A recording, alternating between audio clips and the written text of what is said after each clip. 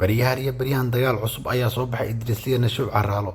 Idriisla jacaylkiisii hore ee Nashuuc Caraalo ayaa la sheegay inay xagga CK u janjeerantay.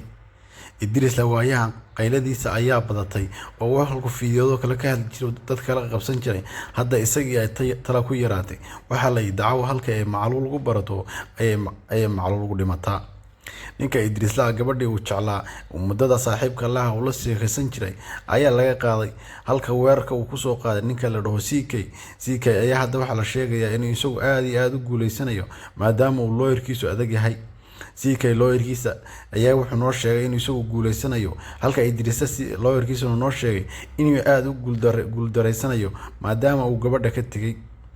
inkastoo wax war oo faahfaahin siin ayaa haddana waxa sheegayna warar xoogaal oo dhageysan ayaa waxa sheegaya inuu Idriisle hadda soo tanaasulayo maadaama uu gabadha laga qaaday. waxaan leenahay war waxa la yidaaco halkay macluul baratay macluul ugu baqtidaay saaxiib haddii gabadha laga qaaday samir oo gabadha kala raacsan gabdhuhu way badan yihiin.